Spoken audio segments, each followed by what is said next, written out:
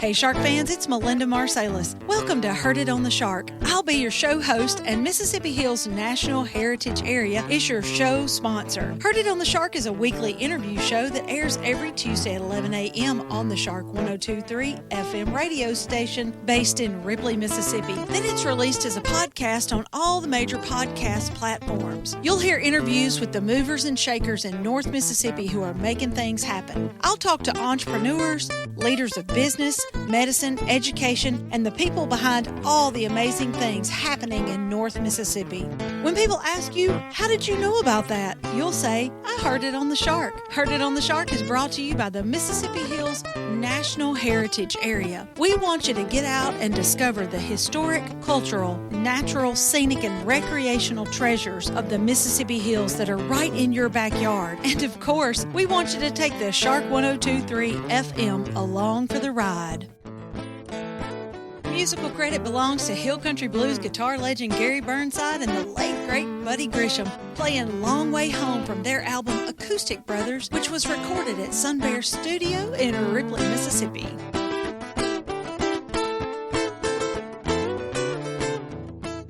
This program was recorded at Sun Bear Studio in Ripley, Mississippi. Hey Shark fans, it's Melinda with another episode of Heard It on the Shark. And today in Sun Bear Studio, I have Mr. Jarrett Thompson, who's on the Benton County Fair board. And he is going to talk about the Benton County Fair that is coming up September 5th, 6th, and 7th.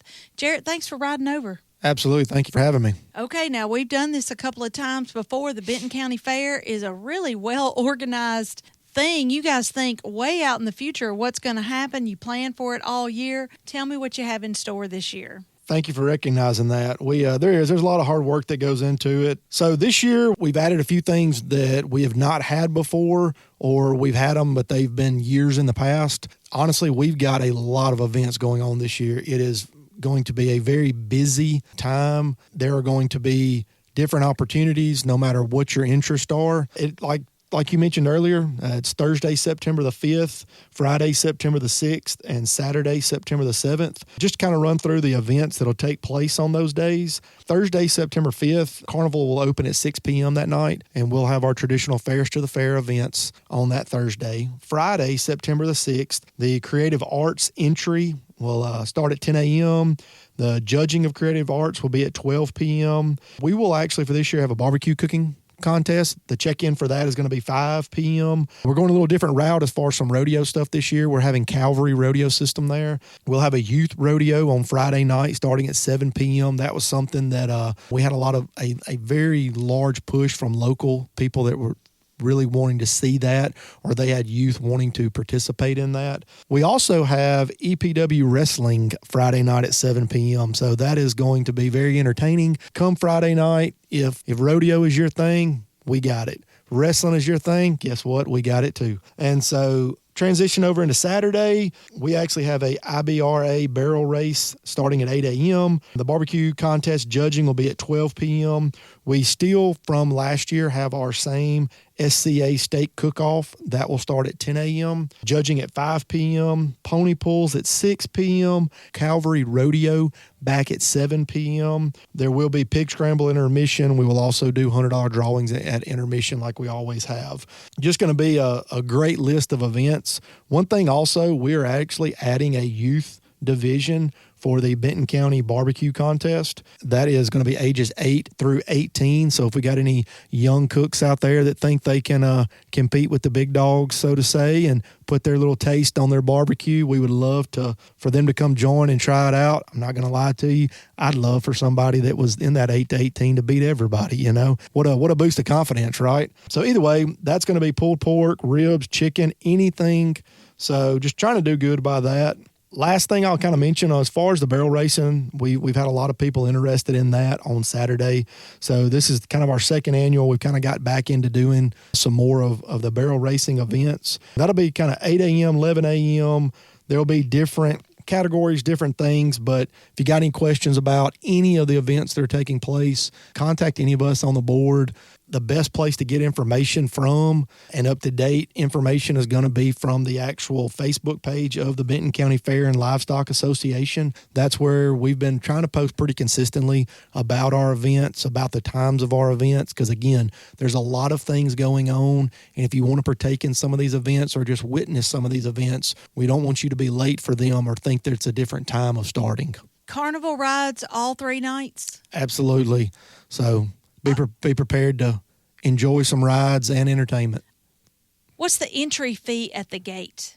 So admission as far as getting into the events, Thursday will be $5. Friday and Saturday is $8. And then do you get an armband, ride the rides? Yes, armbands will be available there in the carnival area. You can purchase those or purchase tickets if you don't want to go with an armband. Oh, yeah, you could just, like, if you just want to ride 1 or 2 rides, you don't have to get an armband, just ride that ride. If you're a husband, you bring your wife, and you want to take her on the carousel. Is that what it's? Yeah. Yeah, ride those horses together. Yeah, on a carousel, or no, it's not a Ferris wheel. On the Ferris wheel. We'll redo that. So if you're a husband and you want to take your wife on a Ferris wheel one time and take her up to the top. You don't have to get an armband. You don't have to get an armband. You get enough tickets to ride her on a Ferris wheel. Okay. All right. This is going to be fun. So you've got barbecue Friday night and then steak cook-off Saturday. Can regular people taste the steak as they go around? Do you get tickets for that? Yeah. So, we encourage anybody and everybody to come by, participate in it. There's going to be samples at tables and different things. There should be no reason that between any of the day's events that anybody comes to watch or partake in the events and they leave hungry. Yeah, shouldn't leave hungry. Hungry. I'm sure there'll be corn dogs. Oh, absolutely. You're probably going to be able to find just about any type of food you would want there. Probably some food that you wouldn't expect at a carnival. Like I said, it's in the last couple of years we've had some food trucks. We're still trying to work out some things for this year. But we had a food truck one time that did burritos. When was the last time we had a burrito at a carnival? At the fair, yeah. So the Benton County Fair at the Benton County Fairgrounds. Kind of give a general location, not necessarily exactly where it is, but give everybody a general idea how to get there. Yeah, so the Benton County Fairgrounds is located just north of Ashland off of Highway 5, or some people might know it as Boundary Drive there. If you just leave the town of Ashland on Highway 5, headed north towards Highway 72, just a mile and a half or so right there once you leave the split. You can't miss it. It'll be there on the right. Look for the bright lights. September 5, 6, and 7, right? September 5th, 6th, and 7th. Thursday, Friday, Saturday night. Events going on pretty much around the clock. Jarrett, thanks so much for coming over. This has been Jarrett Thompson with the Benton County Fair Board. Okay, thanks for coming over. Absolutely. Thank you for having me again. That's it for this edition of Heard It on the Shark.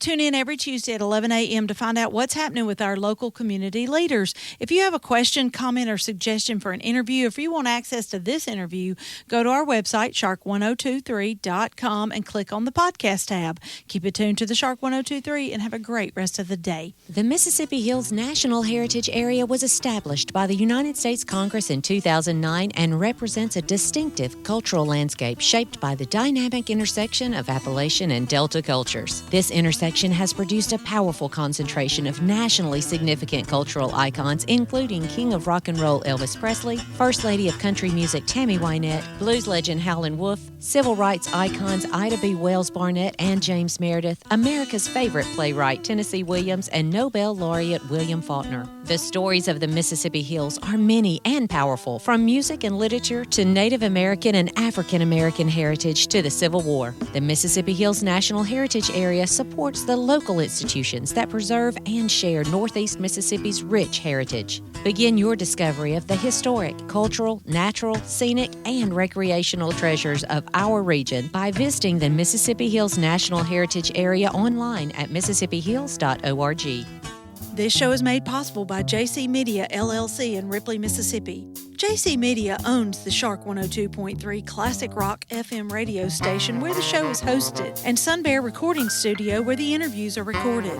We need your feedback and support. If you listen to the podcast on a player like iTunes, Google Podcasts, or Amazon Music, please subscribe to the show and leave us a review. We also have an email in which you can share your feedback. That email is theshark1023@gmail.com.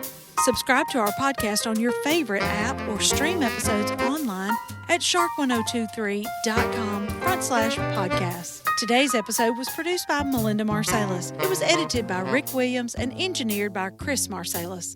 The podcast technician is Joyce Grady.